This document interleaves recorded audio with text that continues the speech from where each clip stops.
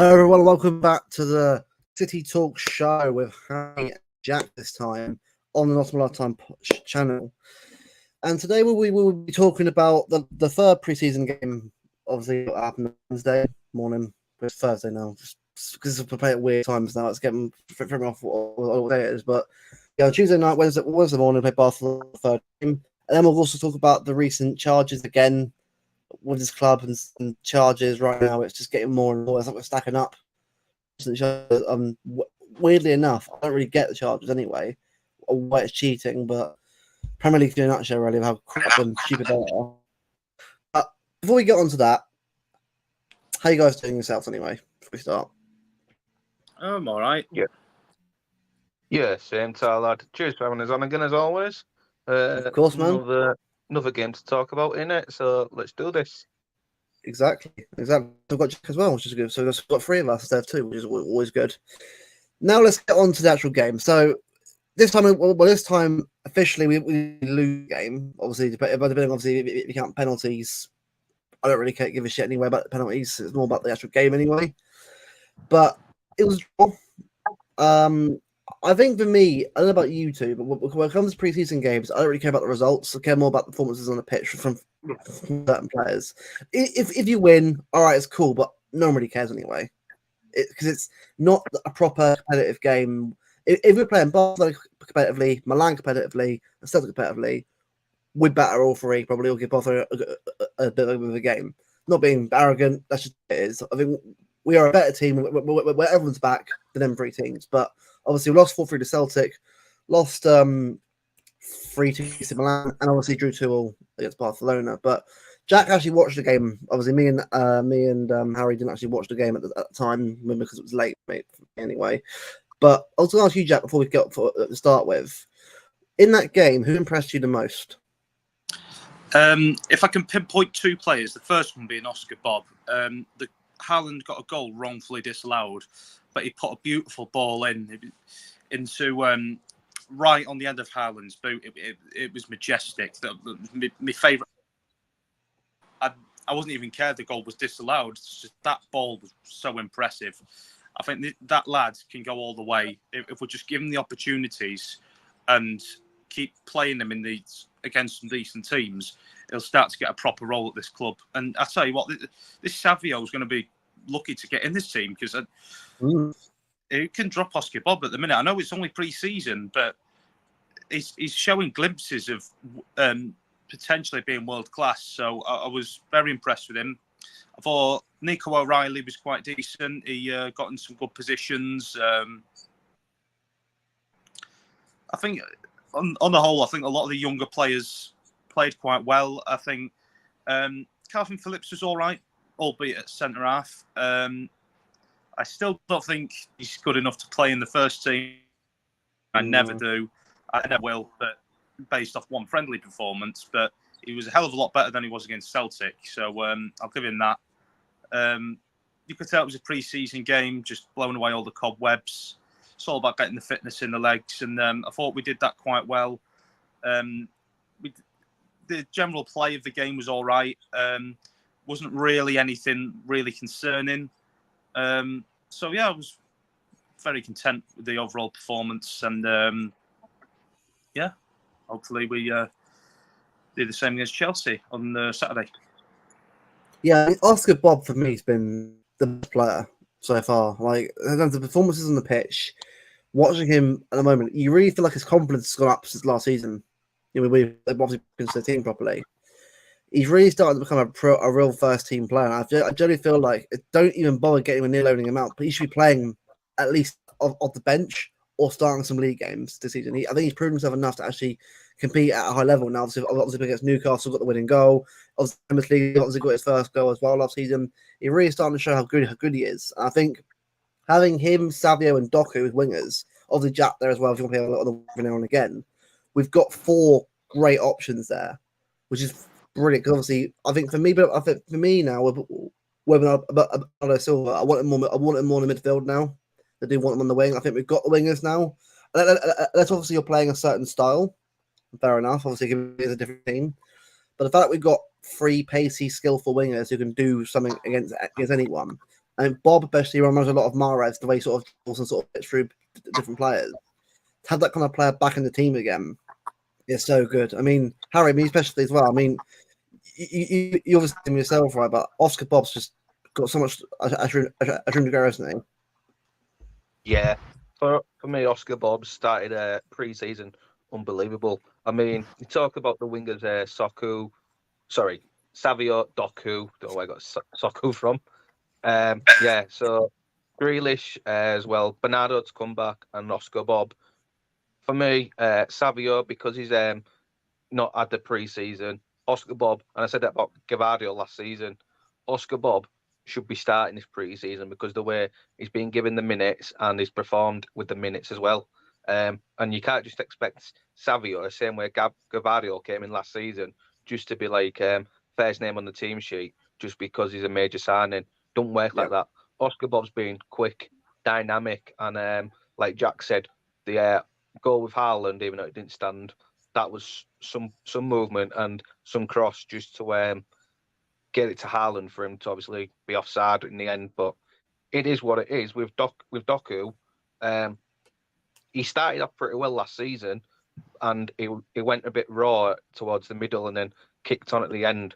With Oscar Bob, you've just got to make sure he's grounded basically, and he can't start off well and then go on a rocky patch. You've got to manage him properly, and hopefully Pep's got the ability, which he has, to manage him and obviously nurture his ability to the best he can. Because if you continue that, then you've got a very good player. It's like, I've got a question for you both. Yeah. Do you think selling Palmer was a mistake now you've seen Oscar Bob? Just before I answer the question, you said it was it wasn't offside. It was over the line, but the referee didn't see. Yeah, sorry, yeah. Sorry, just making sure. Yeah. What was the question again? Was Palmer selling? Yeah. Would you say it's selling Palmer and yeah? Yeah. What would you rather have? Cole Palmer, or would you rather have Oscar Bob? Now you've seen a full season of them both and the pre-season. I'll let answer. I'm an answer first anyway, but I'll let you think about what you want to say. I think for me, I'm kind of happy the way it is now. Like Palmer for me was always a talented player, but it wasn't really clicking at times for us. And I think the Chelsea move is what we needed. Move away from us, be a main player for the team, and he obviously kicked on to be a very, very top, very good player. I mean, it doesn't matter if I think of Palmer. I think he's a very, very, very talented player. I'm happy for him personally that he's doing really well. I mean, obviously Chelsea is not the team we want to be doing it for, but he's proven how good he is, obviously from our academy and how good he was in the academy. But what Oscar Bob could be just as good as him if given that amount of game time, obviously the right amount of time. When you watch him glide through around players and the ability on the ball he's got, and the way he also has a good knack for actually scoring a goal as well and getting an assist as well, he's got the ability to go just as much as Palmer did last season. The only question is, if anything is with Bob, is that obviously he'll be rotated a bit more than Palmer will be playing constantly every game. Now, I think people will obviously want Bob play a lot more next year. I'm sure he will. But we've got to manage his minutes because last thing we'll be doing is putting pressure on him and then he gets injured for a certain amount of time and he's out of the team for a bit and he's back in again. It just we need to manage the team as we always do. Obviously, we've got REILLY as well, and obviously Mika Hamilton and Suso obviously players, and obviously Wright as well. So we've got 4 talented players there who are obviously, I think, all good enough to get into the team and get minutes in the team next season. I think because obviously, especially how good they are for how old they are. But obviously, Bob and Rico are the more senior players in that group. I think it's all about managing the minutes and also managing the amount of time on the pitch. Because again, I know we want to see young players play, but at the end of the day, right, we've got the first team players there for a reason. These guys are meant to sort of get into the team. And eventually, as players get sold on, they can replace these players. So for me, I think, especially with Mahrez went last summer, I think Bob's kind of replaced him now. I think that's like that gap now filled because he can actually do. I'm not saying as good as Riyad Mahrez, but he can become that player over time. And obviously, it depends on circumstance, but that's where I am anyway. But how about you, Jack? I think the sale of Palmer was it was at the time it was a good sale because we got £50 million. from a player that had barely played in the City team. Looking back now, we had no idea that he was going to perform the way he did for Chelsea. I have no doubts that if he had the time at City, he would have played somewhat close to how he would have done at Chelsea. But ultimately, he didn't have the patience to wait for his opportunity. So he left, and good luck to him. And like you said, Bob's taken the place quite well. And I think he's not. It's not so much a bad thing, really. Yeah, for me, right, that's the whole point of the question was, like, you've nailed it on the head there, Jack. It's about Cole Palmer, yeah, youth graduate, and he wanted to set the world on fire, but he wanted to do it really quick. Yeah, it might have worked for him at Chelsea, but with Oscar Bob and, like, even Phil Foden, as we've said previously on this channel, prime example, patience and managing his minutes well and keeping him level grounded as a person as well, rather than just saying, I want the minutes, I'll demand to play. Hopefully Oscar Bob's not going to be like a Cole Palmer, and it can be more like a Phil Foden, where he's going to be very patient, and then before you know it, he's integrated in his team on a more regular basis rather than just like in and out cameos. Because if he does a Cole Palmer route, then he's gone in no time, isn't he? But if he does a Foden route, then he's here for a long time. Yeah, exactly. Yeah, I think for me, these games are good because it gives you that chance to sort of see your players a bit more and sort of it confirms things on where they sort of are, obviously, at the moment. I mean, yesterday I said on the stream with Alex and Danny, I said that players like McAtee and Doyle, who are obviously well themselves this preseason, the thing is with them two is that they've played first 2 minutes, obviously, for other teams. And obviously, they're not going to be like very easy to switch them, right, this season you're actually on the bench this year. And I know McAtee said what he said about not minding, but when you think that he's played now in a first team for another team for the last 2 seasons consistently, that isn't going to bring his land or stand very much longer. I think for me, at some point we've got to decide on McAtee. I know a lot of fans love him, but we've got to understand it. Is he going to make it here? Yes or no? Sorry, I'm about to judge my back in a bit, but there we go. Before I carry on, yeah, is it? Yeah. Sorry, my internet ain't great. That's fine. That's fine. No, I think this summer's a big one. I think we got to decide this summer on what we're going to do about McAtee. And Doyle for me, I think will go anyway, but I think McAtee especially. I know a lot of fans say I'm much say him. Me, I'm kind of like, oh, good. But I've always thought, is he really that good?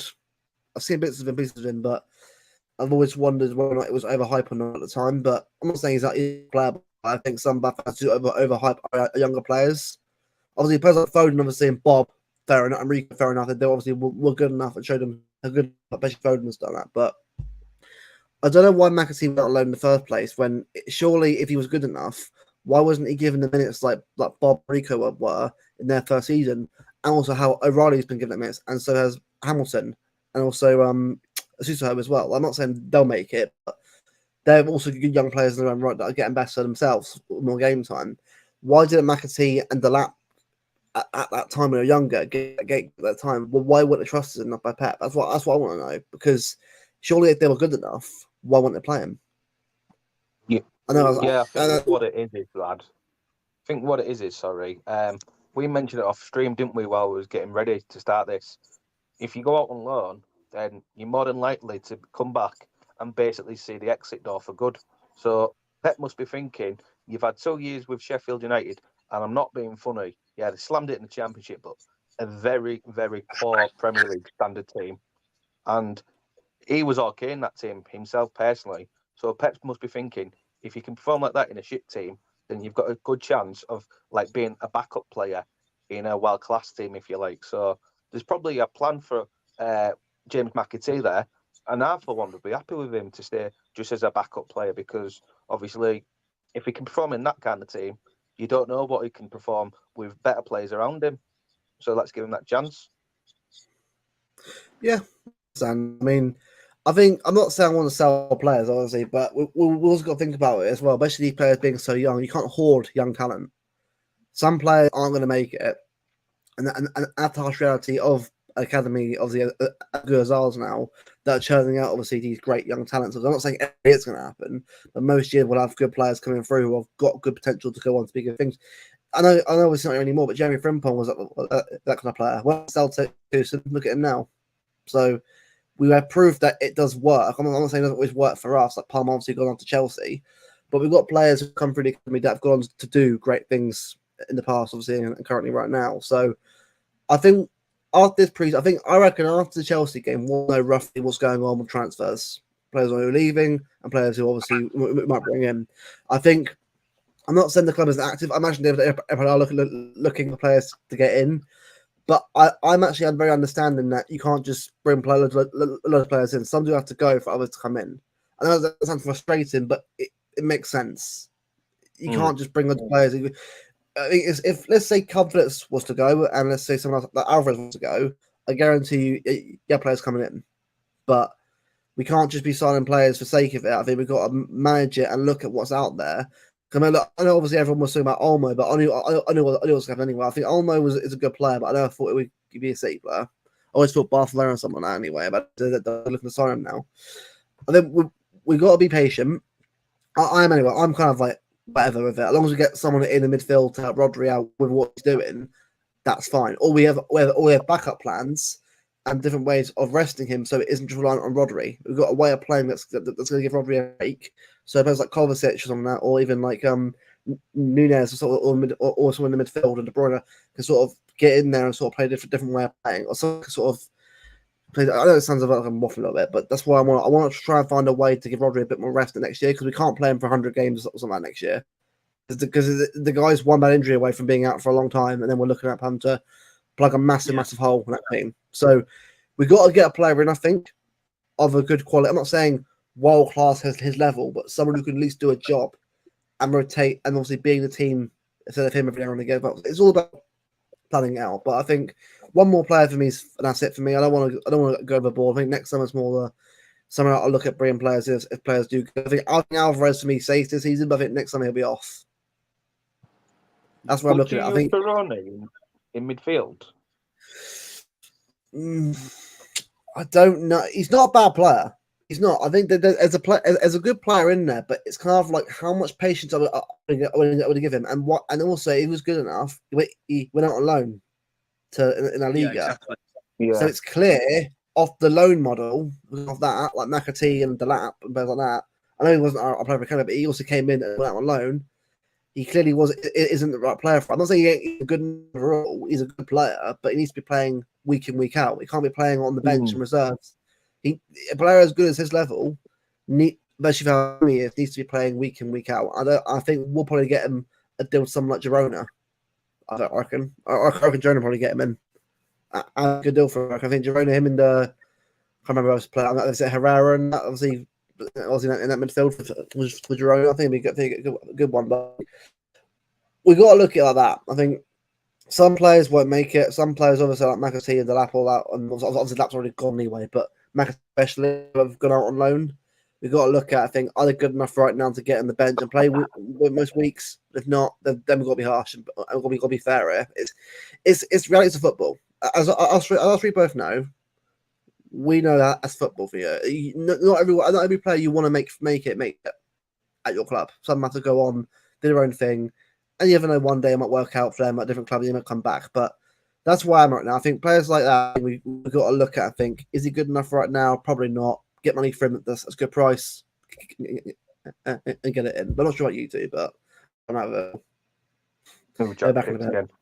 But yeah, what I was just thinking was, obviously, like I said, worst case scenario, if we don't end up getting a Roger replacement, then could you just throw Peroni as like cameos, like backups for Rodri when you need to rest him? Just at the worst case. So, I mean, I was so excited for Bruno, mate, but obviously I don't think it's going to happen. That's not going to happen. That died like a month ago. I mean, I'm not going to go anyone for that, but I think I had a bad thing about it anyway, because it surely was a release clause. Come in by now. You'd have done it straight away. But exactly. I just think if it's not going to be Bruno and it's probably not going to be Kimmich, I think we might just have to settle on nobody and use Peroni as backup. Well, I hope it's Peroni and not Phillips. Yeah. Like one game, don't want to go fool you. Look, I'm not saying he didn't deserve it. He's playing well, credit where it's due, but it's not. It's one game. It's a friendly, and against the youthful Barca before Lewandowski came on. Exactly. I just think he's off. Some of it. For me, Ron Phillips or on the club, I'm probably going to just sell him on. It hasn't worked. I know we could use him on the bench, but if Pep can't trust him now, is he ever going to trust him? I know players can come back. It's possible, but if you've been bought in for a big money fee and then you went out on loan the season after, it hasn't worked. Absolutely. It hasn't worked at all. And look, is he a terrible player? No, I think there's a player in there. Well, there was a player in there at Leeds United. There was a player that you could see he was a good player. I thought he probably would have kicked on for us, but it hasn't worked at all. Like fitness wise, he has been good. Injuries, setback. I mean, mentally at one point he wasn't in it. I'm not trying to like hit on him. I want him to do really well.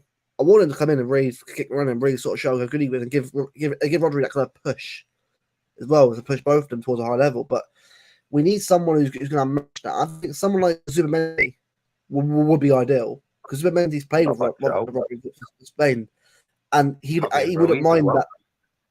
Exactly, one of them two players, perfect. Because honestly, it gives us a chance to rotate the style a bit more in different games, and also because especially if you've got fast wingers now for Haaland, which by the way is going to be even more goals for next year. By the way, the fact we now got the fast wingers again, rapid skill wingers. And De Bruyne is going to be throwing a lot more now, having the pace down the wings. You're going to see a lot more De Bruyne and Haaland master share. I think because last year it was a bit few far between. The year before in treble it was a lot more.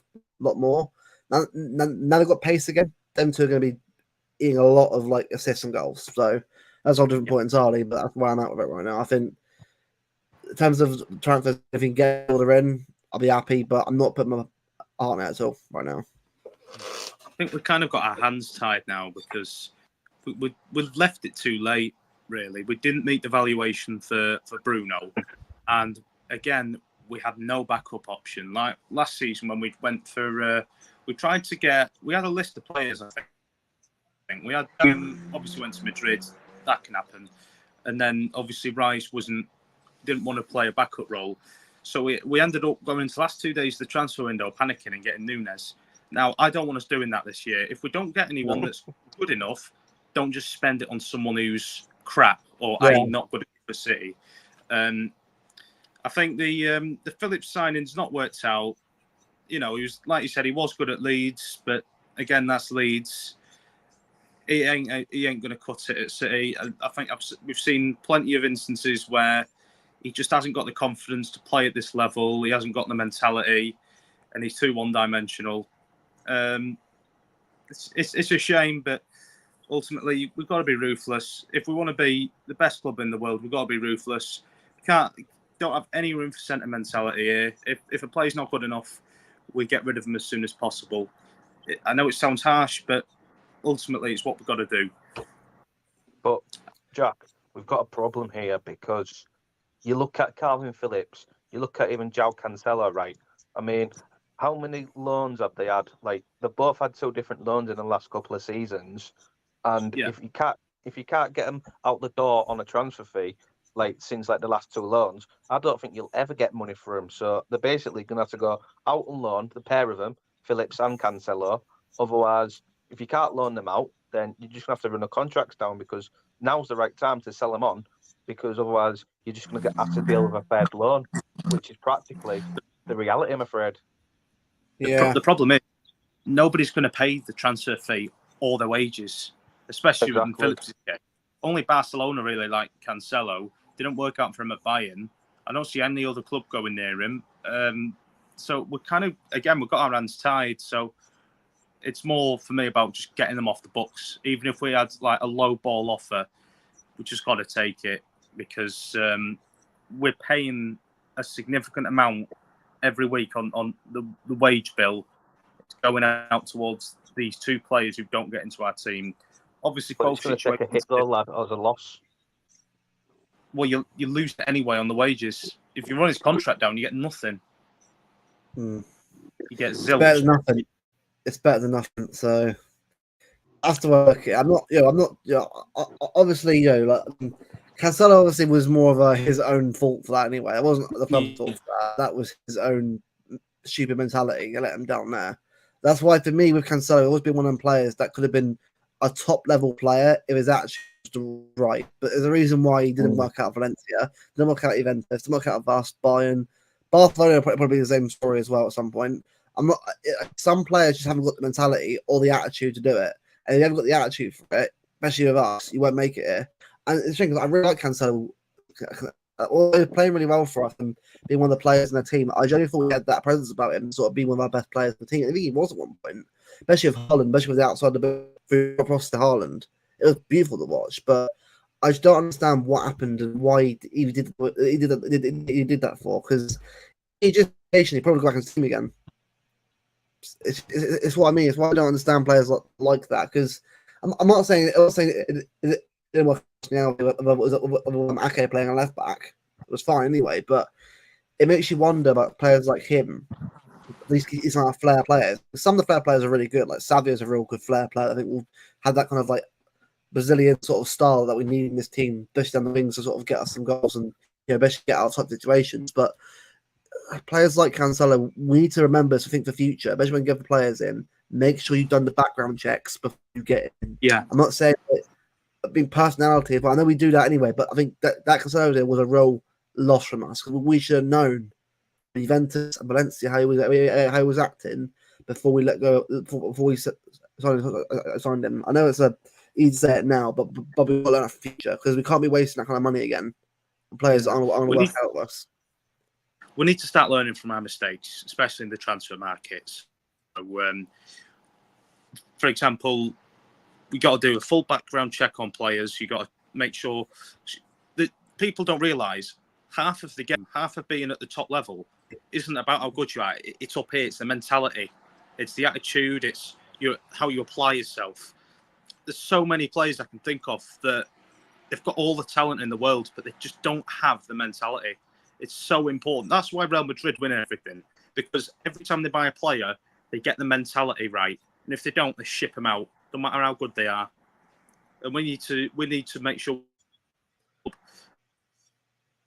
I think from this point, we should be learning our lesson now with Cancelo, and hopefully, when we sign players in the future, we're looking at this sort of thing as to also the amount of money we waste on the player, and it ends up being a loss. So it's just not. It just leaves a sour taste in the mouth, really, because he had a good season and a half. I'm not Cancelo's biggest fan, but he was a decent player going forward. I thought defensively he was excrement. He was crap, but going forward he was quite skillful. He got into some good positions. He was quite useful. So he has got the talent, but unfortunately he wouldn't listen to the manager. In any system, in any sort of work, can't think of the word. In any walk of life, you've got to listen to your manager, because the book stops with the manager. If you don't listen to your manager and how he wants things to be done, then you're just a hindrance to your team. I genuinely just think with Cancelo and with Phillips as well, if you can't really sell them now, then you're done for. They're either just going to get loaned after loan, or we're just going to have to accept they're part of the squad roster. Because, I mean, you can't just keep loaning them out, can you, every season? No, you can't. The problem is this is why we need to stop making these mistakes. Because if this keeps happening, we're losing a lot of money on wages. And they don't want to leave City because they're on such a good wage. Nunes doesn't want to leave City to Saudi because he's on such a good wage. I don't believe that it's because he's at City. I think because, well, maybe for him, but Saudi can offer you that money as well, lad. Yeah, that's true. Actually, my bad. But in Phillips' situation, when you're getting paid the amount you do, I don't blame him for not wanting to leave the club. It's down to the club to not overpay for players that aren't quite what they're worth. So I think surely now, when we go into future transfers, maybe this is the reason we're not making any signings at the minute, because we can't quite find anyone who fits the profile.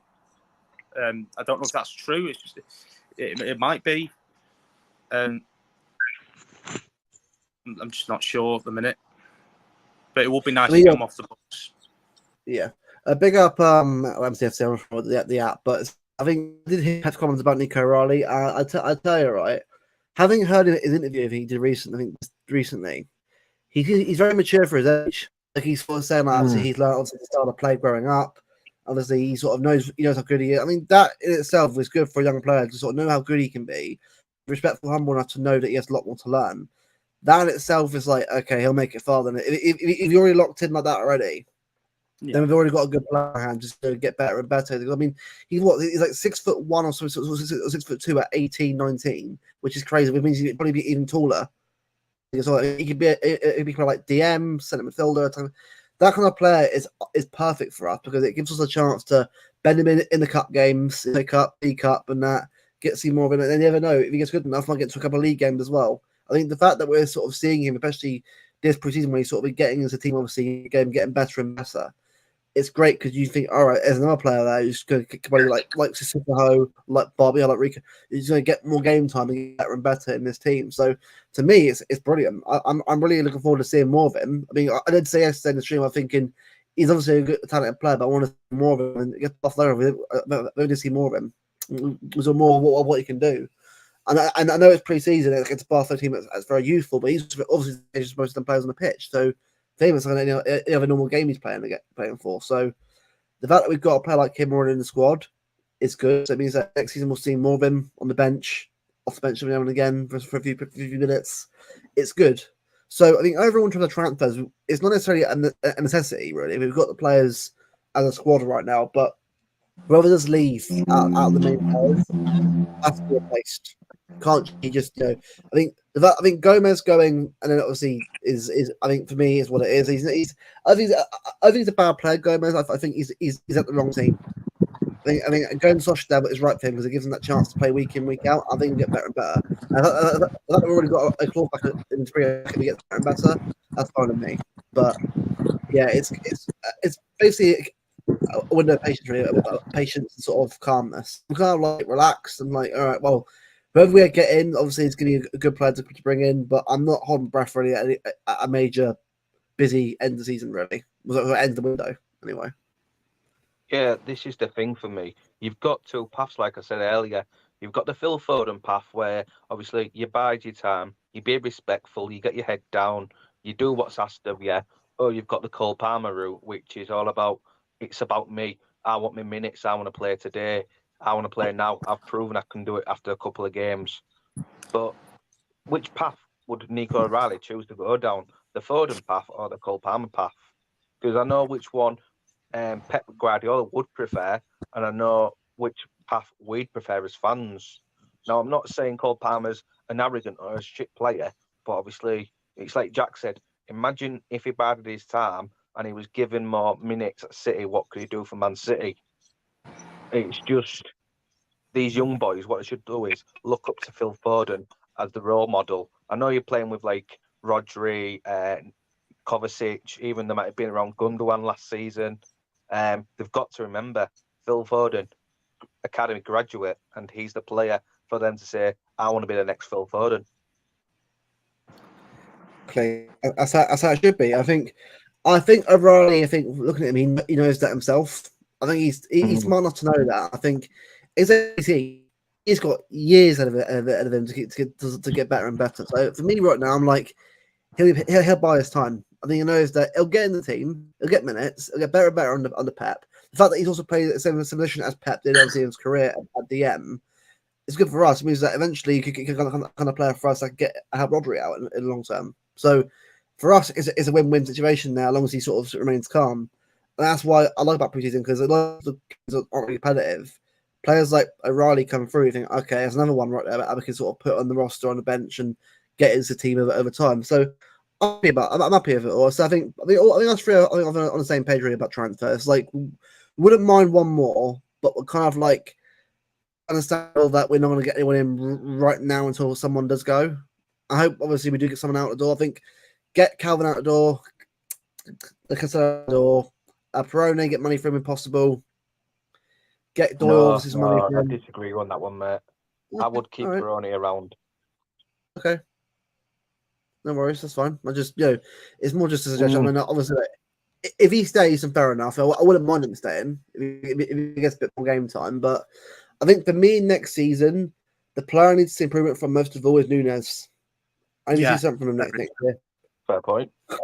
Kovacic, for me, proved himself. Wasn't always great, but overall, I trust him to do a job when called upon. Nunes, to me, barely anything apart from a couple of appearances and cameo appearances. I'm saying he didn't do anything at all.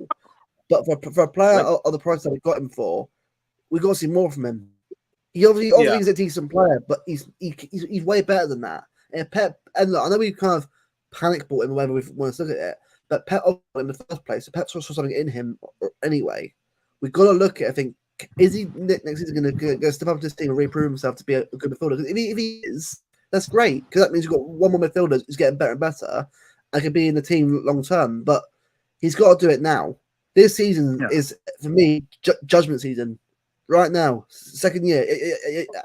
At 1 year, fair enough. But year 2 is where it matters now. You got to start stepping up. We'll ultimately see whether it was the bad buy that most of us think he was. Because, like I said, he was about 4th, 5th choice on the list. But that doesn't mean that...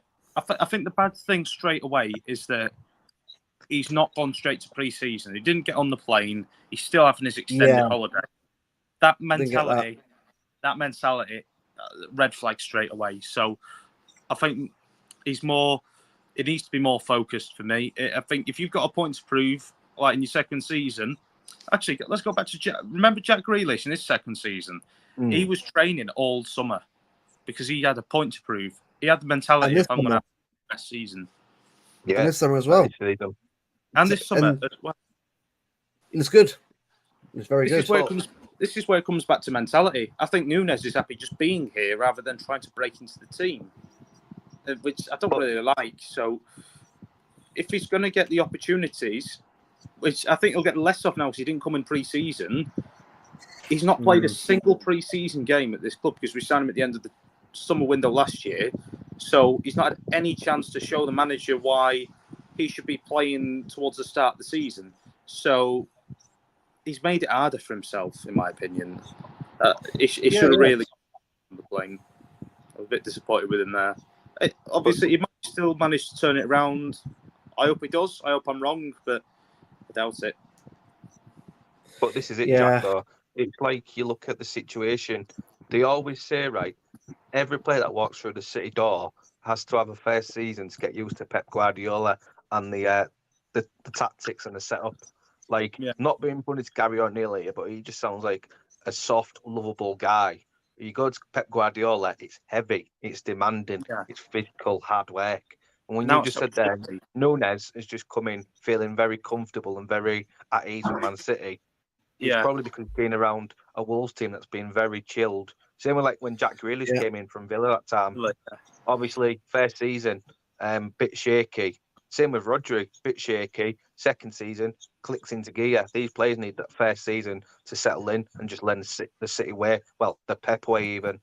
The Pep way. Well, they need to learn the style of play, but they also need to learn the City mentality. Because when you join the club, it's an entirely different kettle of fish.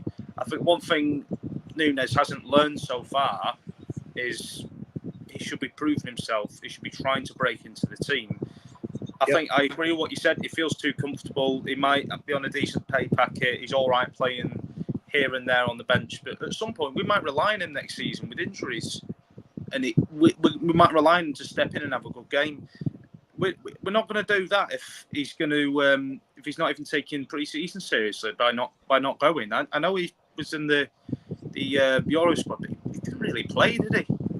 So I don't think that's an excuse. And he didn't need a lot of rest because he didn't play much last season. He had a couple of good games against Burnley and Forest, but this season, this season, for me, all the players on our squad, Nunes to me is the one player I've got to see more of this year. You know what I mean, obviously you got maybe like Doku, but Doku for me, I think is showing that first year to really sort of say, okay, there's more to come from him. and next year he'll do more. I think looking at him for Belgium as well. I mean, Belgium are pretty shit, but I don't think he was that bad anyway. But Doku for me has so much potential under him, but he needs I think having that time now with the team and he's having a Holland up front and obviously someone there and players around him. I think having Savio there as well and Bob competing with him will make him a better player as well. I think they're really getting better and better, pushing each other constantly to get better. And so will Jack as well. It's going to push these four to really kick on. I think having a competitive wing like now for the first time in a long time since the Sane, Maro, Sterling days, it's brilliant. We can now think, all right, the wings are fine. For me, that's all sorted now. Obviously, if Alvarez just go, Alvarez out, striker in next summer. But I think we've got to look at that. I think the midfield obviously is still a bit of work to go. Still a bit of work. I think we got to have a look at potentially maybe one more big player in there. But I think overall the squad for me is I think it's good enough. Bar maybe one or two players until someone does go, where we'll compete again on all four. So yeah, that's the way I look at it. I mean, obviously, I know somebody's will to go. I think Kevin's going to have to go. So for Cancelo, but I think we're at a good spot at the moment where we're not like major desperate for signings, but we've got to think about if someone does go, get in there quickly and get a deal done of a good quality. You're not saying a panic buy, but someone who's good enough to get in the team that can compete. That's where I'm at anyway. Well, for me, Luke, I've said this to Jack off stream loads of times. I said, right, we should have had a deadline by July the 31st because then obviously you've got a week and a half then from now to the Community Shield to get players actively negotiating and publicly negotiating. Or if you're not going to get players publicly negotiating by the Community Shield in 10 days, then you've got to say, right, we need to get people through the door like now, because obviously they can warm up, they can get training for the Community Shield, and then obviously negotiations, like we just said there, get them negotiating, get them signed up before the Community Shield so they can have a week's training ahead of Chelsea, and then therefore they're ready for the Premier League season. But at the minute, it just looks like we're going to push it all the way till like probably deadline day at this rate. That's what for me, right? Because I'll tell you, right, and we'll speak up MCFC. Yeah, if someone goes to Nunez with a bit of that money, take it. Personally, for me, I know obviously I just said what I just said, but if someone comes in for that kind of money, I'm taking it and put it for someone else. But that's me anyway. But for me, this summer has been so dead and quiet. I've not seen it this quiet. Like usually, you get some players like that's someone with Diaz, Koulibaly, and something like that. You had something going on in the background. They thought, oh, okay, something's going on here, but it wasn't obviously clear cut. But you had a feeling what was going to happen. This summer has been so dead. Like honestly, I have never seen it. Like, and don't get me wrong, right? Big up Martin, big up Tone for who they have obviously and who they get information from. It's better. It's better than nothing at all. For me personally, I've got a bit of an echo, I think. All good. Yeah, all good. Yep. Yeah, fine. Yeah. But for me, when I look at it, right, this transfer window, when I look at it, it's been too quiet. It makes me wonder, right? The fact that we heard rumors of like, oh, City looking at players this summer, and the plans have moved forward. I'm like, what plans exactly? Because it's giving them like that's a wrong impression. I think if we were told, right, we're getting Savio in, maybe one more, no one would complain at all. No one would complain because then we'd know what the plan was this summer. And think, okay, right, it's not this summer. That's the big window. But we can have a look at it and think, all right, well, at least we've actually know what we're getting in. But as like Harry just said, like it just feels like a moment we're all waiting around thinking, anyone coming in? Anyone? Like, I'm not complaining about it, but it's like we're all thinking, right? And midfield obviously who you're after, but we've had nothing in the last month roughly. I know we have the Bruno deal, whatever that's going on, but even it's been too quiet for me. And if you get them in now, they've got a bed in late. It's going to be just such a bloody, slow start for that player. So I don't know. It's been a weird summer for me. I mean, I'm not like complaining or angry about it, but it's more the fact that I wish if we were getting business done, it was done earlier than this. Yeah, It's August now. I think we've seen last season the consequences of getting our deals done late. Obviously, Doku and Vardiol only tend to you can tell they improved among the season. Vardiol had a bit of a slow start up until January, but that's because they didn't have pre-season, so they had less time to learn the system. Whereas if we got them in earlier, which sometimes isn't possible when you're dealing with certain clubs that are very greedy or are in the middle of a transfer themselves. But when you get a player in earlier, or you prioritise getting a player in before pre-season, you have more time to experiment with them and get them used to the environment of the club and the playing style. So I think we should have had a bit more urgency trying to get things done a bit earlier. Sometimes it can't be helped, but I'm not buying this thing of it's taking this long to get signings done. So I just think we're at this point now where we're just, I don't want to say it, but there's just maybe a bit of complacency. They don't think we need anything, potentially. I think so. And this is the thing, like, why didn't we get players sold on earlier on? Like, it's clear Phillips and Cancelo were the players we're going to get rid of.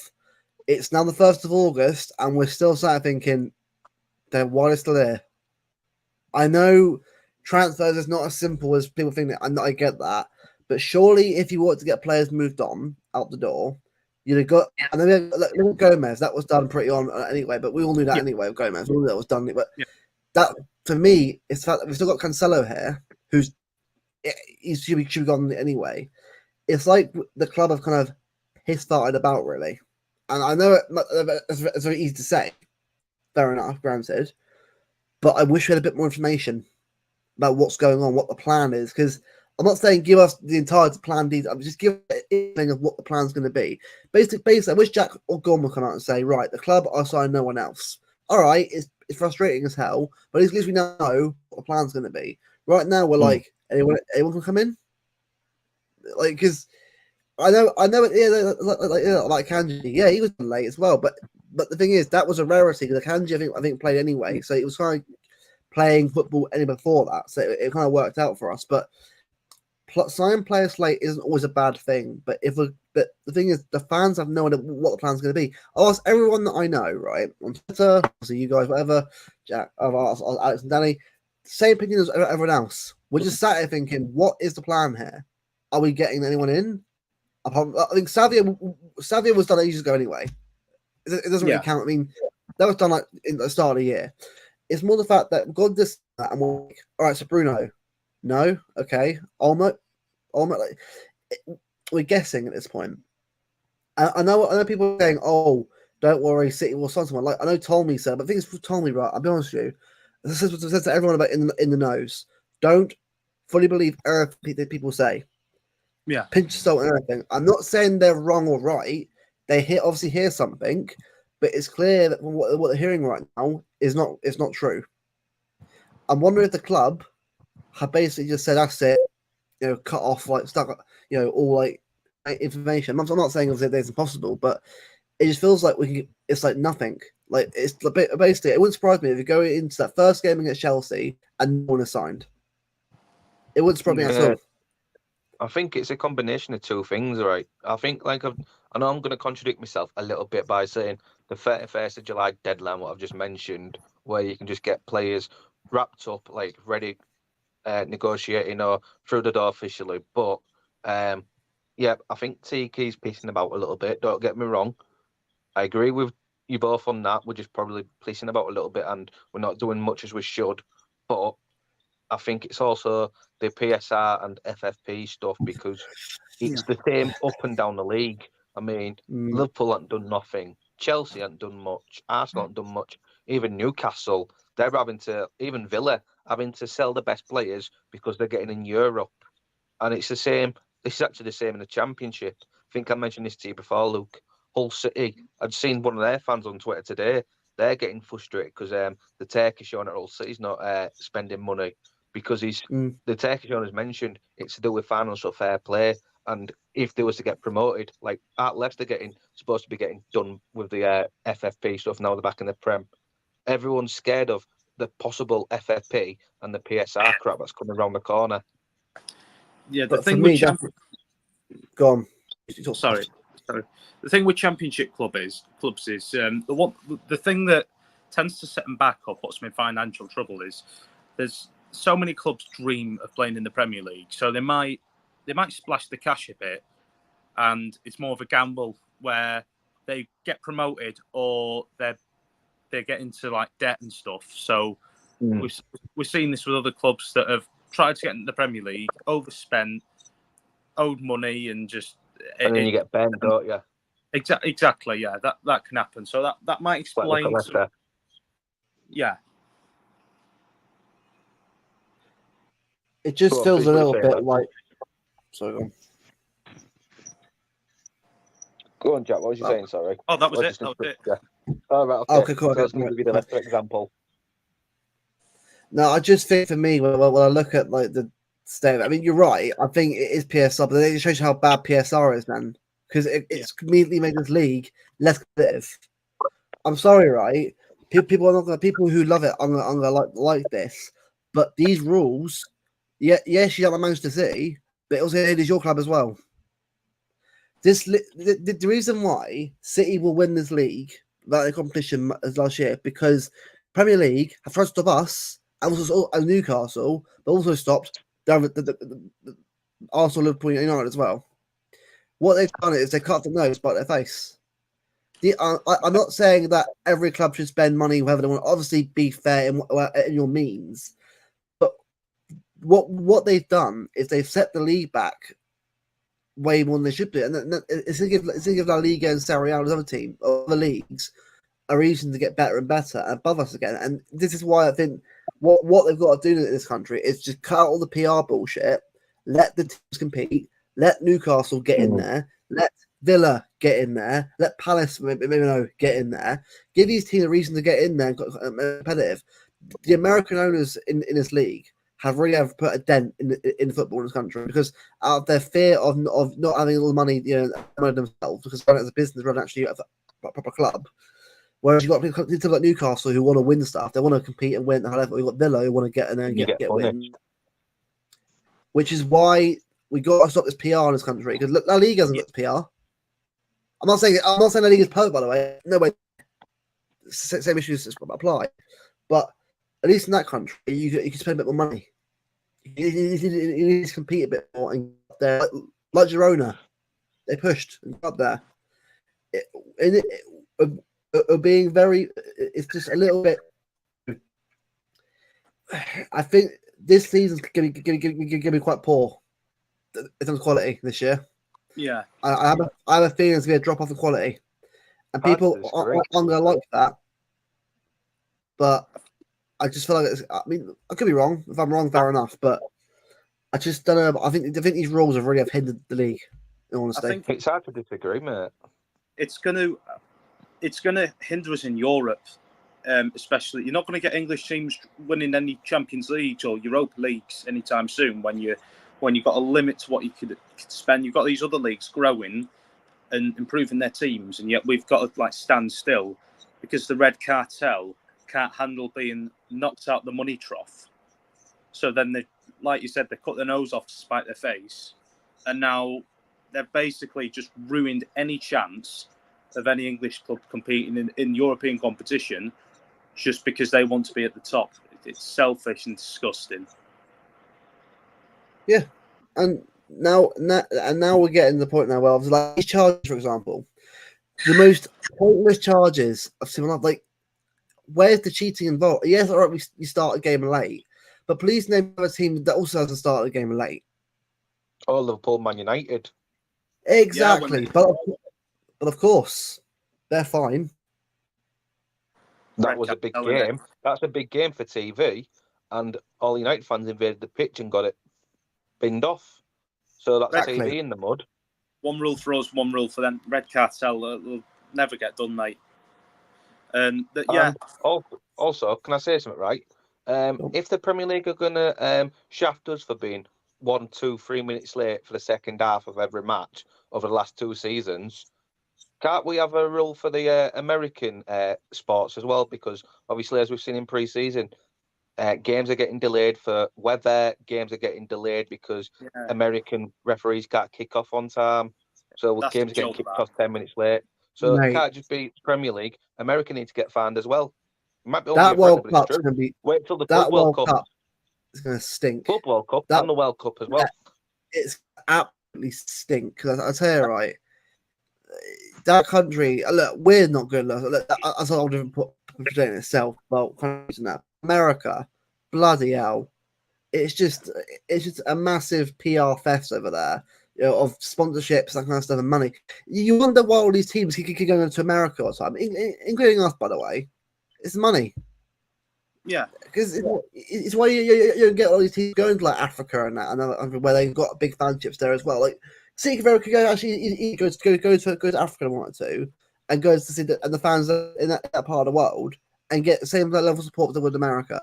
But because it's not the big money involved, is why it doesn't happen. And it's why we're getting very, very close to look at the Newcastle Tottenham Australia game that happened after the season ended. We're getting very close to league games being played in America. yeah. And it's pushing it that way. I know it's a whole different point itself, but these charges also link in as well. This league has become a massive PR fest nightmare. I know we mentioned before on other channels, but we need to start returning to where we were beforehand. This league was the best league in the world a good few years ago. It ain't anymore because of the way that they've handled stuff, where they've treated certain teams that want to be competing. Let Newcastle like that compete at a high level. Let them get these players in, like Isak Bruno and that, maybe even like Pakistan. They want to get him in as well. Let them get better so they can push us for a title. I'd like to see Newcastle compete for a title. It'd be awesome because it makes us better as well. I want to see other teams get better so we get as a result of them getting better. But because they're not doing anything, would nothing. I guarantee if Arsenal bought a big striker or someone big name, City would have got someone as well to compete with that. But because no one's doing that right now, it's basically the same as last year, pretty much. So Do you know with the Premier League, right, and these charges of like being late out on the pitch and all that crap? Do you know what? Tell you what it is about, right?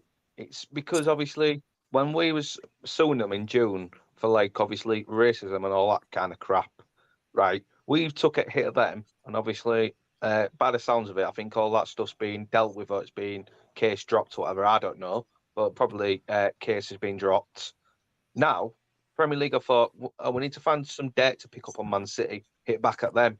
It's a power game. It's not like where UEFA that UEFA case was swept under the carpet and all seems fine now, even though we build the anthem. Premier League, it's like a power game. They've hit at us. Premier League now, we need to respond back at Man City. So it's going to be like a chess match, basically, back and forth, because they're selfish. It's petty. Honestly, please name another league right that's like this with the best teams. There's not. I know La Liga has its own issues, but at least Barcelona and Madrid, I've given that kind of like emphasis to say we're the best teams in this league. You know, obviously you've got Girona getting there as well, and obviously Valencia getting there every now and again. But it's least competitive in that league because when you see other teams have given it a go. I don't know why, like in the last few years, especially when we had Leicester winning the league at one point, which by the way will show how competitive this league was, that we had other teams like that winning it. I'm not saying the other team, we were shit other teams that season, but Leicester still were able to win the league because they invested in the squad in the right areas of certain players and they were able to compete and win it. I'm not saying I want to see City challenged because that makes us better. If anyone are actually sitting there thinking I don't want competition, then all it does is make us settle. And I want City to keep pushing, elevate themselves to get better and better and be at the top. And to do that, we need the other teams around us to be allowed to invest in their squads, so they get better, so we as a result get better and want to compete even more. And that is why this season I think will be a drop off. Not saying it's going to be a terrible football, but you're going to see a bit of a drop off. It will surprise me. It's in like Palace snuck in this year. another team like out of nowhere got into Europe because other teams like Liverpool or whatever failed to on Tottenham. They'll bring the right players in at the right moment. It's probably because I'm not saying it's a bad thing for them teams, but if we want this league to be competitive and winning Europa Leagues, Conference Leagues, and Champions Leagues again, how your team spend some money. The annoying thing with these English teams is that the attitude of the clubs from top to bottom are entirely different. Across Europe, every other country, you could get, say, I don't know, Athletic Bilbao in La Liga. Yeah, they know they won't win the league, but they'll try and win the cup or something. York in the exactly, they'll try and win something because they know the game. The aim of the game is about trophies, medal round the neck, armpits in the air. Whereas in England, you could get a team about 10, like Crystal Palace have done in the last 10 years. They'll just not take any of the cup competition seriously because they're more bothered about getting a higher place in the Premier League because they get more money from the revenue from that. And it's a joke. The game's about glory. The game is about trophies, about the progression to the journey to winning trophies. And the fact that none of these clubs are taking it seriously. I'd say apart from City, obviously Newcastle can't because they've got their hands tied with this PSR crap. But you've got so many clubs in this country that are more bothered about the PR and just keeping the fans happy. The England national team are the same. It's the media don't help either. And anyone who listens to them are puppets, I think. It's just the attitude of football clubs up and down the country. 99%, it's all wrong, and it's disgusting. We've made a mockery of our own league. We're the entire Premier League is an embarrassment. Partially, lad, it's also down to TV companies as well. They're putting the big monies in. They're putting the big stocks in, and obviously they're pissing around with fans, aren't they? Like, look how many late kickoffs. Like when we went to Man City Newcastle last season, lad, didn't we? 8:00 kickoff for the first home game of the season on a Saturday night. Crazy. Yeah, more money. Right. It's all, and like you see it this year, like the first game this season, United Fulham at home for them because United. Yeah, it's just like, you know what, right? As someone who's a football purist, I would have gone for the first game, curiosity, which straight away you got a new promoted team against the bigger teams. I know it sounds very significant to what we're talking about, but the fact is, I love seeing these newer teams like Ipswich and coming up. You get to see them back in the league because they've deserved their place to go back up again. They fought for themselves through League One, Premier League in a matter of 2 years. Give them that front and center attention on that Friday night because it gives them the more money themselves to obviously improve themselves long term. But also it shows everyone that they're giving a bit of time on TV. It's why I hate how certain things like Liverpool United constantly get on the TV because it's in Liverpool United. I get we've got big fan bases themselves, and we're getting obviously a bigger fan base ourselves because how good we're getting. But I want to see other teams get a chance to actually be. It needs to be a lot fairer. I know it's a bit to be fairer if we go through the work, and it won't be because of the amount of money that's been injected into journalism in this country and reporting. It's just completely backward to what it should be, and that is why this will never ever change because all this stuff from Premier League and TV and like I said, it's never going to change because there's too much money in it. It's money. That's all it's going. That's all it's about. And until eventually we start seeing how bad we are in Europe, you might see a change in it. You might see a change in it, but until then, it's going to be the same.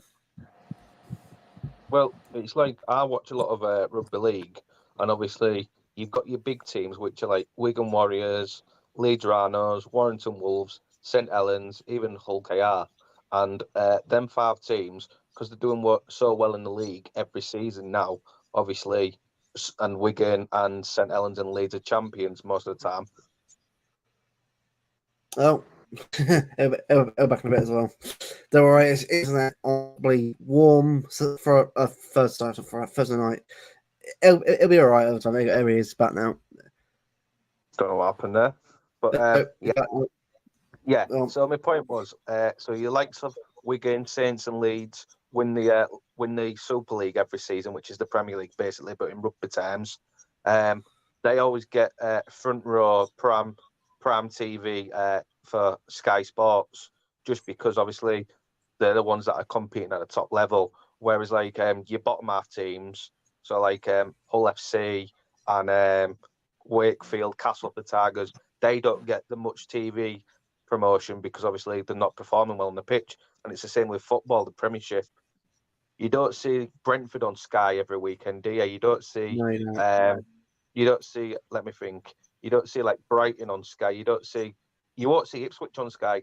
The only reason Ipswich have got a TV game, Prime TV, because it's on TNT, is because of obviously they're being promoted, and TNT Sports got a second pick, so they thought, right, let's give Ipswich Prime TV slot 12:30 on Saturday. But if it wasn't for TNT, then Ipswich would probably be a 3:00 game. It's a real shame. And look, charges wise, I don't care about that. I think they're crap anyway. But it's a point about where this league's going. The fact that they're petty charging teams like us just these weird charges that are really insignificant anyway. That aren't cheating at all. By the way, I mean the fact that you have idiots trying to say it's cheating. I'm like, you're just an idiot at that point anyway. But it's the fact that we're at that point now where it's all about point scoring. If that's all you've got, then I'm sorry. It's just you've got to be fair to everyone there. Got to be equal. Yeah, I know. Look, elsewhere, I mean, going back to City anyway. I think pre-season for me at this point, it's I'm happy with what I've seen so far of certain players, but it's all about for me now. It's just I want to see like a bit more of a first team as we get on, obviously, towards Chelsea and United. I think we've got to start seeing the team now. I think I know Cavardio and Kovacic are back now. I think Doku's back in and that back soon. Is it this weekend? Someone back on there, obviously, or I think UK at that our game about training for the next game. So at least we'll have most of our team back at that point, which is good. But it's just I need to see like what's going to be looking like, as in what. Is it going to be as simple as Doku and on the wings? Is it going to be Savio thrown at the deep end straight away? Or is he going to rotate Savio at the start? I mean, personally, that's what I do. But also, I understand the need for fans to want to see something. I've watched Savio at Girona. He was brilliant. That's Girona, but it's still playing at a high-level league with big teams. And I just hope that we start seeing like this attack that we're building right now, obviously, with Haaland. I think Haaland, for me, as well, has got a sort of start the season strong. I know last year you sort of ended it in a hit and miss, but we've got to start seeing it properly, like back to his best this year. Back 40+ goal train. Like he was beforehand. Very, because I think there's many goals he scored last season. I'll probably get slated by City fans for this, but I think he was nowhere near his best. I know he was out 2 months, but the amount of games that we needed him, like Arsenal at home in the league, we got Real Madrid. I know we didn't get the service in all them games, but sometimes you've got to make yourself more available and try and get involved in the game. I think it was a tough year for him, and I do back him to, improve and get back to what he was in his first season, because that's more his level, not what he was last season, and that's ultimately the standard he should be reaching. When you get to these bigger games, you need someone who can be the difference maker, and he was that in his first season. And he got a lot of last minute winners, and he scored against Bayern twice. He scored in some crucial games. And last season it was more of a spread out one. I can't really think of any games where he significantly won us the game. Maybe Spurs away and that penalty at the end, but yeah. It's not all his fault, but I just hope we can get back to his original level where he is that difference maker in them bigger, more important games, because that's what we signed him for. Yeah, because that's for me. That's what I did about the Madrid games. Like so far, all four, he needs to start turning up against Rudiger and Saliba and start showing that. I've been begging this for a long time now. Start showing that strength because I want to see it properly annoying Gabriel and Saliba, properly annoying Rudiger, rattling him because he can do it. I'm like where's that from? Yeah. You got the Ibra swagger. Like Ibra had that about him like that, and you got it behind you. You've got the ability to do goals like that. Start doing that more. I'll tell you, right, we'll start seeing him get even better. I'm not saying he's been terrible. He's the best rocker in the world on his day, or the best rocker in the world. But he's got to start imposing himself in these big games. Start being a bit rough, rattle, kick out Saliba, make the Arsenal fans angry at you, and really rough up. Because I tell you, right, you start doing that, they won't dominate you as much because you'll actually be running around being a nuisance. Because that's what the Doku and Savio, if they're using the wingers to cause mayhem. Absolutely, just start running down the wing, bringing players over there, gives Harden that space. If you start doing that, we'll start scoring even more goals than we did last year. We can do that, but we got just give us the swag and confidence to say, just go for it. You got the ability, you got the system that we play in, but don't be afraid to give it your all. That's what I want to see from Harden this year. Yeah, this is it though. You've got more like attacking flair players on the wings, haven't you? Whereas like they've got pace now, so it's important that Haaland utilizes their pace. Even like when you've got a fresh Bernardo Silva or fresh Jack Grealish coming off the bench, if that's the case, at least they've got more pace, and Haaland can get on the end of more frequent, fast-paced crosses, and ultimately he's a tap-in merchant, as some fans call him.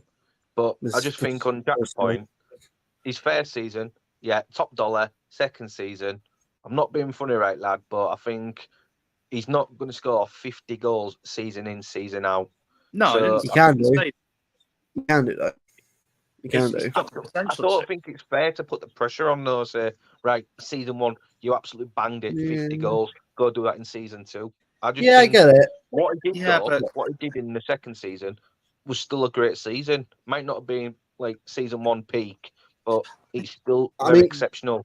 I think it was a good season, but I don't think it was great. I think Luke made a great point earlier. You got to get into the head of these defenders like Rudiger and Saliba. Half the game when you're an attacker against a centre half the game's up here and frustrating your opponent, because then they're more likely to make mistakes. When you get into their head, it's about getting through their head, and once you've got into their head, you've got them on the end of your finger. You got them on a string then, and he did that a lot in his first season. I remember there was a game we didn't. We've got more service, I thought. Yeah, I agree, but when you've got to look at your individual battles, and in his first season he was winning every single one of them because every centre half couldn't deal with him because one, he was getting in better positions, and two, he just frustrated the life out of them. We need to be more. We need more shithousery from him.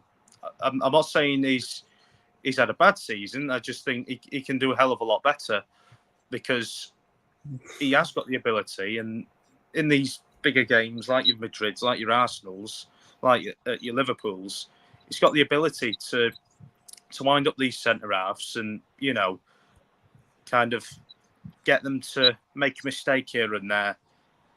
Because half of the game is not what you do with your feet; it's up here. It's all mentality. It's all in your head. Yeah. I mean, for me, sorry, Luke. Sorry. For me, it just shows you that 38 goal season is an average season for him.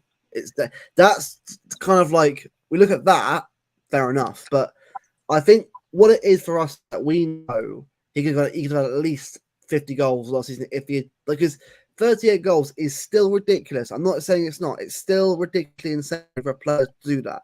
But we watched every game, and there were times where he'd miss like 5 chances, and I thought, another day, he'd have at least 50 or 60 goals, even a Messi season in 1 year. And 1 year he'll do that. He will do that. I'm saying it right now. He will get 92 goals in a calendar year at one point. I think, genuinely, if he can get that level of arrogance and confidence in himself, I think right team around form behind him and injuries, he can do it. For me, anyway. I know everyone's different, but that's how I look at it. He's got the mentality, as I was going to say, because, I mean, obviously, All he's got to do is look at what happened to his dad, and look at the person who did what it did to his dad. I mean, Roy Keane's always slagging him off, for God's sake, saying he's a League Two standard player. Erling Haaland will use that thing. You know what? This guy destroyed my father, and like Jack said, use that as motivation and said, you know what? I'm going to cook you, mate. I'm going to show you what kind of player I am, what kind of player you think I'm not. Here you go, mate. And lay it on a plate to Roy Keane and say, sit down, you Irish prick. That final, right, for me, that's another point itself. In finals, it's got to step up. I've been watching him last few years. The finals we've watched, he's done barely anything, and he's got to start imposing himself in them games. I know beforehand he wasn't getting a lot of the ball. Granted, I understand that, but now we've got wingers now that can get him on the crosses. This year, I need to see him doing a lot more if we get the finals, because he's good enough to beat. It's what I mean. So we've got to start finding him a lot more this season. I think we'll be a bit more adaptive to his team now. I think we're getting these quick wingers in now. You can really see we're obviously trying to adapt the system a bit more to suit everyone, including him. So we might be getting a bit more of a mix-up of the style of play, which is good, because I think you need that, and you can't just play the same way constantly over and over again. I know we did before, but you've got a bit of change up every now to mix it up and you properly, make everyone think. But I think if Haaland can get back to that first season now, I think so far I've been watching him. I know he's a niggle. I'm a bit. I hope that's not a bloody annoying thing that's going to come back for him again. But watching him so far, though, I've been very impressed with his attitude and the way he's been playing. I think if you keep that going against the Community Shield and the league, you'll see that you'll see that first season Haaland back again, the proper first year. And that he's older now, more experience. Obviously, a bit of captain as well in the first game. He has that bit of attitude now, a bit of mentality now. He's going to be one of them players to be real keen in the dressing room. I'm looking forward to seeing him this year and seeing how good he really can be. I think what it is with Erling, obviously, I know it's only pre-season. I know, like me and you said this, Luke, about Edison being captain.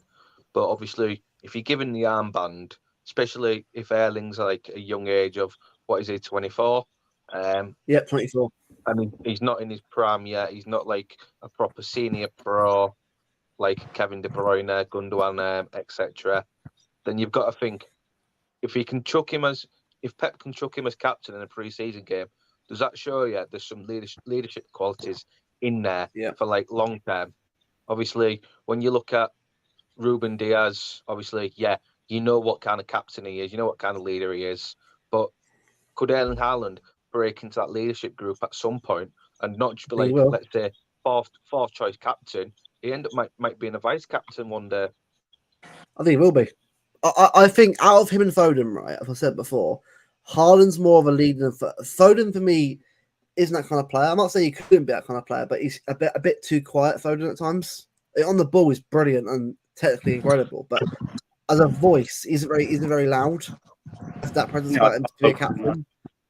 Whereas Haaland has that about him. You can see it like in the way he sort of encourages younger players. Like even at Dortmund, Makoko is encouraging also has that and sort of around him and sort of say, "Come on, let's get going." That kind of like ability and level of maturity for him right now is, I think, because it also his dad as well. It gets him to like go out to Norway and chop down some wood and trees in Norway, like hiking. So that's grounded him like that. You think, okay, this guy's going to be a proper captain now. I think he'll be here for a while anyway, but at some point he'll be in that captain group. Definitely should be. Could be like say vice captain, I reckon, before you know it. I reckon Diaz and Haaland. Yeah, I'm fine with that. Absolutely. Yeah, I think we need to. I think that'll be good because we really need to have a bit of a reshuffle up with our captain system. Obviously, the top two for me, the top two candidates. Walker's captain. What we're thinking. Number two should be stripped to captaincy and given to either Diaz or Rodri. The other one's vice captain, and then third, fourth, like can't remember, is it De Bruyne and Stones and Bernardo. So I think that will be a better. I know I keep getting told the players vote the captain, but I think Walker was voted in because I don't know, he did the best card tricks or the best ping pong player in Well, I training. tell you what, man. I tell you what. Oh Is Jack Grealish going to vote for him now? no, he won't. Fuck. He shouldn't. Mate, Jack Ruben Grealish Diaz won't is vote for him. captain. He's Yeah, Ruben Diaz absolutely. captain. Yeah, He basically is like Straight away.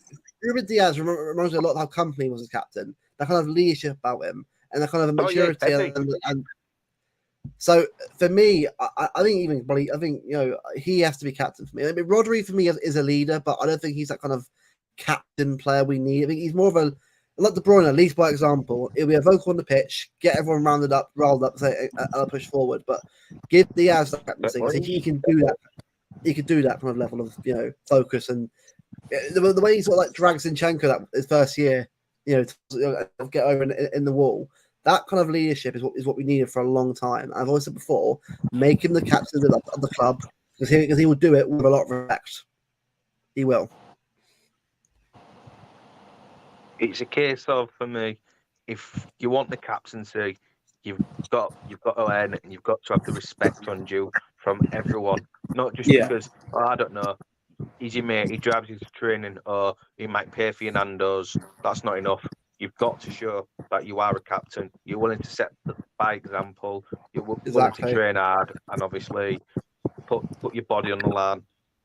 If you're just going to give it to someone who's a captain because obviously, he gives you a lift of training while you've got a driving ban, or he pays for your chicken wings at Nando's, then what a captain is that?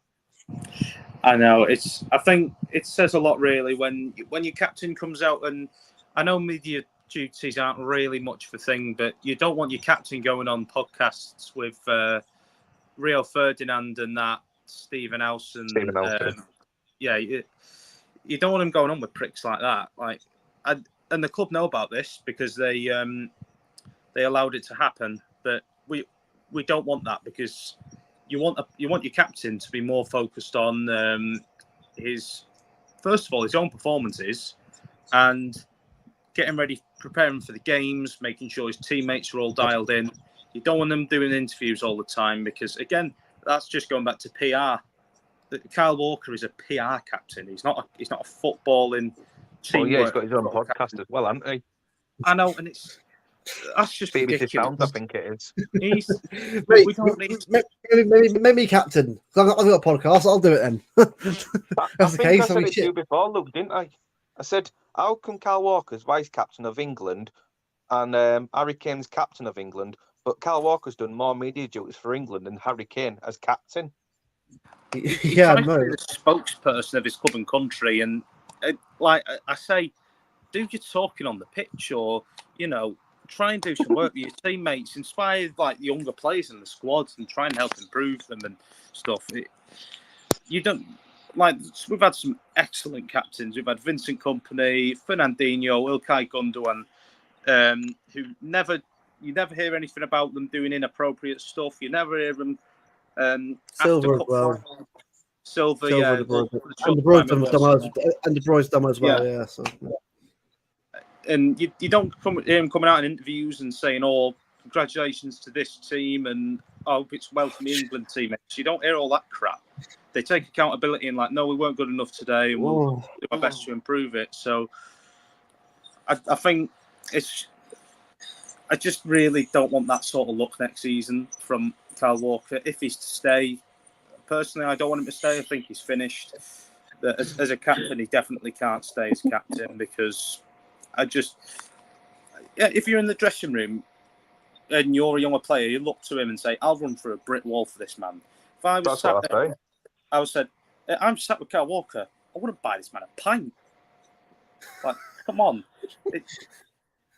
You need your captain's supposed to be the leader, the man who will, back all your teammates, and also lead by example. And he hasn't done that, and I think that's and defend the club and team. Yeah, absolutely. So Jack, right, I've got a question for you. Right, pretend me and Luke, right? I'm Kyle Walker, and Luke's let me think, like Ruben Diaz. Right, I'm Kyle Walker. I'll say to you, I'm not going to flash anything. Don't worry, not going to flash anything. But I'll say to you, Jack, I'll pay for your night out. I'll pay for a night out in Mulligan's. All your Guinnesses, right? Whereas Lucas and Ruben Diaz, he says, right, you're not going in Mulligan's pub. You're not going to get absolutely hammered. You're getting in that training field tomorrow morning, 9 o'clock, fit, ready and fresh, and you're going to stay right till the end. Who are you voting for as captain, me or Luke? Luke. I So mean, the Ruben Diaz, yeah. Obviously, in the off season, if I wanted to go on holiday, I'd probably go with you. But in terms of a captain, I'd vote for Luke because I want to win trophies. Not for a night out in like Mulligan's or somewhere. No, they're again, wrong. That's great for when you're retired and stuff. Yeah, I just look, as I say, big up Ed, by the way. He's always in the chats of all the City stuff. I appreciate all the support, man. I'll bring Harry back. I think I do agree on that idea. I think for me, O'Reilly's like he's. Obviously, we'll go back to what Bob was saying in a bit. I think for me, O'Reilly just needs a bit of time before pushing him into that area. I know Foden sort of young, but he was in and out of the team to begin with. We can't be just throwing a player as a backup DM right now. He needs to start learning properly on the ropes from Rodri and that.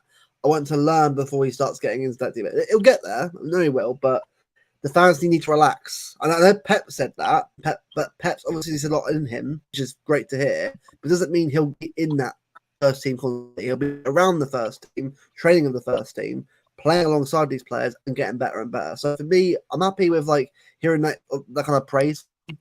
But as fans, keep just everything in check. He's part of the team, part of the first team, which is great. Which is great to see. It's great, but let's just think about that before we start thinking about throwing him as a backup DM. It's way too early for that. Way too early for that. We need to see more of him in like competitive games, cup games, substitution appearances, and I want to see him given more of a role in the season. Like, say if we get Doncaster in the cup or something, you can start him in that game, or say if we're 4-0 up against Brighton, just sub him on for the last 20 minutes, see what he can do. Because otherwise, how are we going to get the experience to be the backup? Exactly. I mean, it's like he's even a sixth. Yeah, it's something like he's more like a box-to-box player, I'd say, than when he actually is a DM anyway. But look, whether they decide to go with him, fair enough. But I think you remember he's bloody young, and again, if you're old enough, you're good enough. I've said before, it doesn't matter anyway. But you've still got to learn before you start throwing him in the deep end. That ain't fair enough at all, because if he gets one bad injury, that's him out of the team further along. Oh, keep him in the squad, keep getting some game time fitness, and you'll start seeing him get better and better. But that's where I'm at right now, then. But back to the captaincy thing, though. I think I read yes, right. It obviously, when we had like Sancho, Brahim Diaz, who else was there? Sancho, Diaz, who else was in that EDS? Foden as well. I think after them three graduated on, our EDS had a little dip, didn't it? But I think now we're back with producing more talent. So like Mika Hamilton, O'Reilly, Rico Lewis coming through, Oscar Bob. So I think our EDS is now, it's had its little wobble, rebuild, whatever you want to call it. And I think all these players now need to just remain patient, remain focused on the long-term ambitions of playing for Manchester City. If they're just level-headed and level-guarded, and then we've got a problem to worry about. But if they're just going to get like, I want to be playing on that first team pitch with Rodri now, then I don't think it's right for us long-term gain. No. But you don't want to give them too much. We're solid. No. Yeah. Right, Joe. What? Well, we're ending now. Obviously, just go before the Chelsea game. I think we'll try and do a show before the United game next week. We'll see where we're free. We'll sort something out and do a proper preview for that together. But for Chelsea on Saturday, because Saturday, isn't it? It's Saturday's the game, I'm pretty sure. Yes, Saturday night, man. Yeah, it's at midnight, isn't it? 10:30, I think. 10:30, I think. Yeah, well, it will be 11 because it will be 11 because of the obvious delays, or 12 o'clock because of a little bit of light rain. Let's postpone it by an hour and a half. Got to think of people's safety, lad. People still get thunderstorm, you know, and they can get shocked by electrics. I'm just saying, right? That country's hosting the World Cup. It won't until 2050. No, we'll be there. You can get struck down by lightning. there's a 1 in 8 billion chance I could win 10 grand on a scratch card 37 times before that. Just right. Quickly, just briefly, I'll put this in like 30 seconds. So, right, Luke, Martin of Mancunian Way. You know, he went to the Barcelona game last night, didn't he? Yep, yeah. Me and Jack was arguing about this when we was trying to watch it the other night. I said, you've got to think of Martin's safety, because what if Martin was struck down by lightning and severely injured or maybe dead? And Jack was like, there's like 1 in 8 billion chance. I went, you've got to think of the possibilities that it could still happen. Right, mate, so, you know what? That's Mother like Robbie was right there, mate. He's going to get with her. That's like, it's like saying I'll wear an possible, lad. Right, well, it's okay, so I might as well wear 3 pairs of underwear so I don't fart and they rip, you know what I mean? Or have 2 seatbelts in the car. I'll tell you what. Next time it thunderstorms near you, yeah, sit in the thunderstorm for all day until it stops being like raining and thunderstorm weather. And if you get electrocuted or if you get like struck by down lightning, then so be it. Yeah, see what then happens. That's my fault, yeah. I'll get deck chairs out, I'll record it, yeah. Live stream. Oh god, went from football to that. Fair enough. we get these funny shows too. Oh god, no. I think it'd be a good game on Saturday. I think it's good to see. I doubt Haaland is going to play. I imagine they'll probably just play a bit different. I mean, I hope he's not actually injured. I hope it's just a precaution, because I can't be having that again with Haaland. He needs to be fit this season. But yeah, I really want to see, you know, the much. I mean, especially as a Vardio as well. He was good at Barcelona, so it's good seeing him back on the team again, and he's getting better and better himself. But I think I just want to see another good performance. Obviously, if you win, great. Don't really care anyway if you lose or draw anyway. But if you win, I think personally will win in Chelsea, because they're playing crap anyway under Barca. Again, preseason friendly doesn't mean anything, but still the point still stands. But I think I just want to see much more of a clearer first team going into next week. We need to start seeing the team roughly how it's going to be. I think Rodri is for a while anyway, but I want to see this team start being built so we know what the team's going to be this season. Because I want to see Savio and Doku on the wing. I want to see how it's going to work, because I think so far I've enjoyed seeing the younger players, but at some point we've got to start transitioning into that first team. Yeah.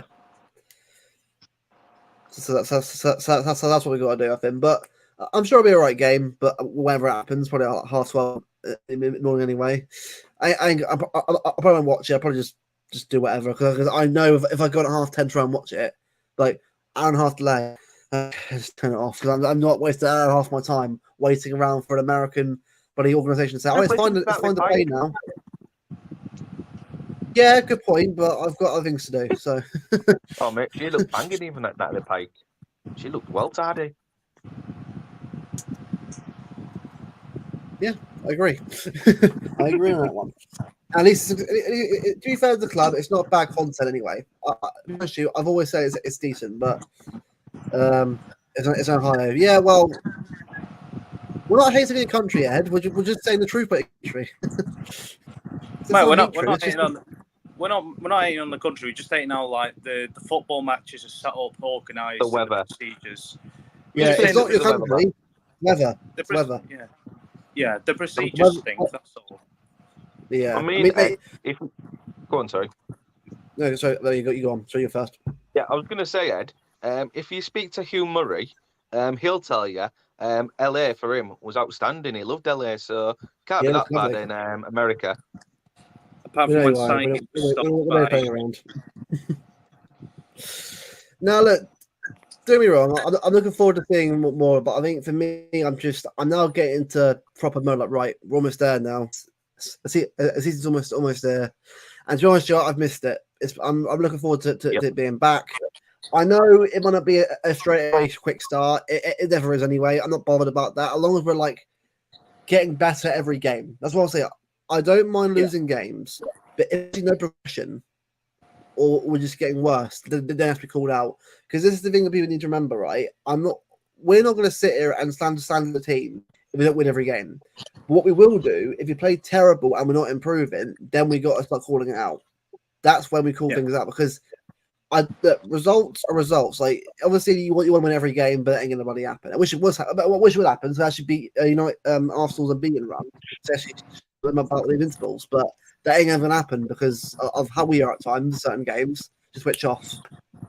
There's always one game like Palace that happens, and you're like, oh, for fuck. Or Southampton Don't away. mention that game.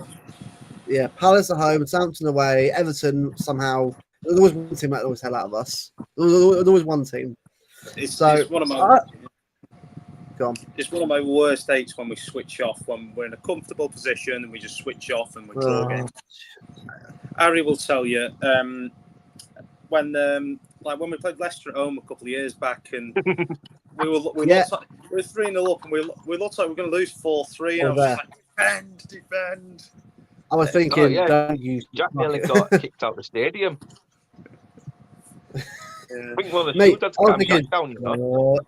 Mate, when Madison, if he makes a 3-2, I'm going to shit myself. Feel like, nah. Like, why do I don't understand, right? I don't mind bringing players off, right? But not at half time. It's just like I can't do it because 4-0 up is much more, I find much safer than 3. At least with 4, that's quite entitled that. But you know, you got a bit of insurance. With 3, I was like, we just switched off completely. Like Calvin Phillips came on and looked awful. Like, how does that happen? Every time we lost the ball, we looked like we were going to concede. It was brilliant. Oh, fuck. I mean, obviously, the funny thing was, like the season before we played Leicester and we were 4-0 up at half time. We ended up winning 6-3, but it went to 4-3. We got this thing against Leicester. We'll be in a comfortable lead, then we'll concede a goal or two. And then, that stunk. And again, that was just from switching off, complacency. That was the Boxing Day game, wasn't it?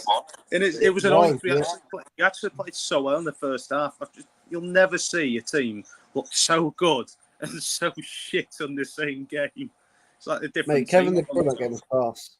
Mate, Kevin De Bruyne's game was cut his curl that around. I was like, oh, mate. Yeah. At times, right. I mean, I think I've like to see the London of De Bruyne. When De Bruyne does that, it's just magical at times. But how he sort of curls that ball bottom left sometimes. But that's why I'm looking forward to seeing the whole team back. I'm looking forward to seeing the team how it looks. To me, I'm more excited about seeing the team play than actually the game. I just want to see this team being built and like probably this new way, obviously this new option. See, I want to see how Savio does. I want to see how he adapts to English football. I want to see Doku in the second year. I want to see Bob get game time. I want to see how it's going to work. And also Grealish, obviously playing pretty well himself. Obviously got a goal against Barcelona. I want to start seeing these 4 players and how it's work and who's going to be the top 2 and who's got to fight their way. It's interesting to see how that works out. But at least we've got a bit of competition in the squad now, which is good. But we need to get rid of a few of the players that aren't good enough. But again, that's all I said before. But it's all about that. Just get this summer. Some players out who aren't good enough. Maybe 1-2 players in if we need to, and just get the season started in the right way. I'm not asking for an unbeaten run, but asking for a good play style and a good way of playing that gets us, gets us like growing the season as gone. Because especially the Champions League, how many games we've got in the Champions League this year, we got to start strong. Yeah, and depends what you do with the League Cup as well. Since obviously they haven't got the Club World Cup distraction this year. Yeah, I just want to see us continually improve during the season, and so show signs of we're eventually going to reach that peak when we usually do, and just avoid having that really bad period of the season like we did last year, where we went 5 games without a league win, where we drew every game 3-3. That was terrible. Yeah. Oh, it was rubbish. Yeah. Tottenham was it? It was Chelsea, Liverpool, Chelsea. Palace. That was awful. Honestly, that Liverpool game was winning one of them all because we were within 1-0 and we battered them. And then 1 goal from Trent. I was like, what are we doing? That's why this season we go on. Guess what? All right.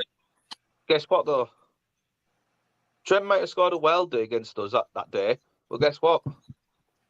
It means 4. Yeah, very true. Very true. But shows you Premier League medal, mate. Premier League medals, not 1 medal. Shows you all your medals, mate. Yeah, count on with your fingers. the fact that Carl Walker's won, is it 5 or 6 titles now? Six and 7, isn't it? 6. I think Cal Walker's Yeah. won 6. There was the Centurions, the Formidables, and then the 4 in a row. That was it. Yeah. So Yeah, 6 and 7. Yeah. He's been here 7 years and won 6 titles. Scouse only got 1. Was all said and done, right? I want him to leave on a good note rather than a terrible one. I mean, I know it's a bit difficult, but I'd rather be remembered for what he put that. Yeah. Personally, but I don't want another season of him personally. I just because we know it's going to get worse. If he leaves now, we can look at the positives of his service at the club. But if he overstays, we're just going to remember the bad times of him because he'll just stay too long. Obviously, this is different, but like Arsene Wenger did at Arsenal as a manager, and you just got to know when it's time to go. You got to leave at the right time, and he's not done that. And his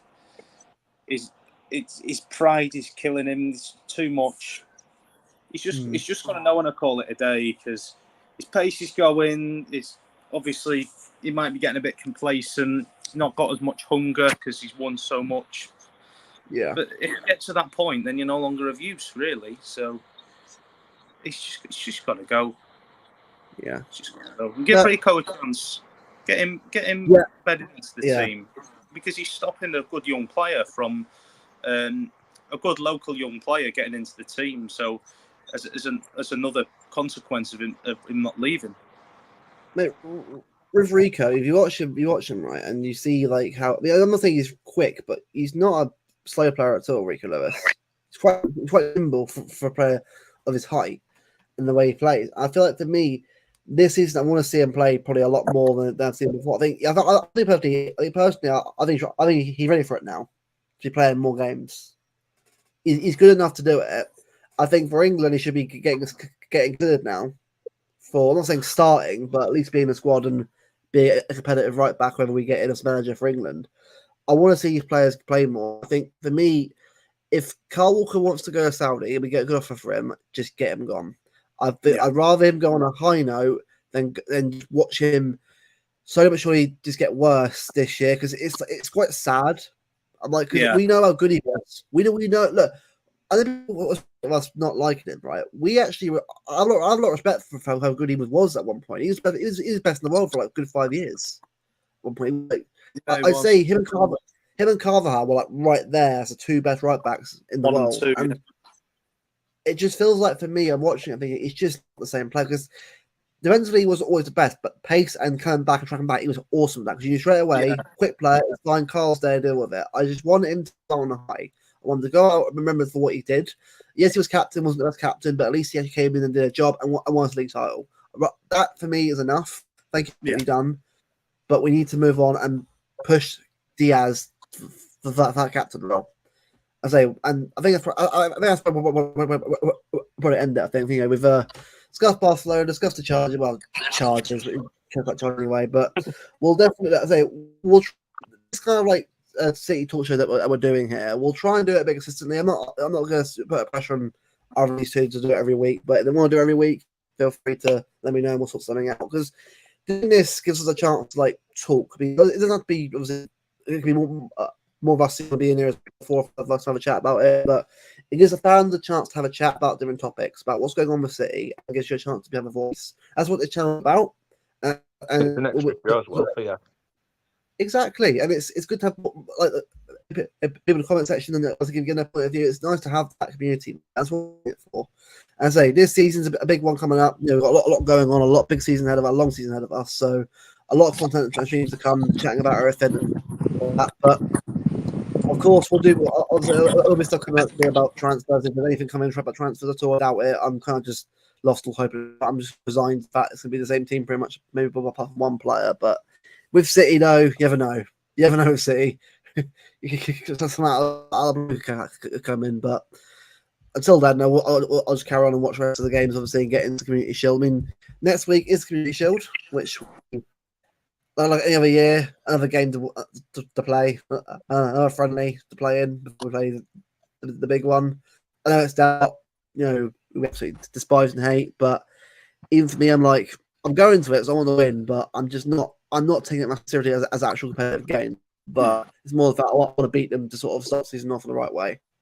Yeah, it's totally different to the FA Cup final and Community Shield versus FA Cup final.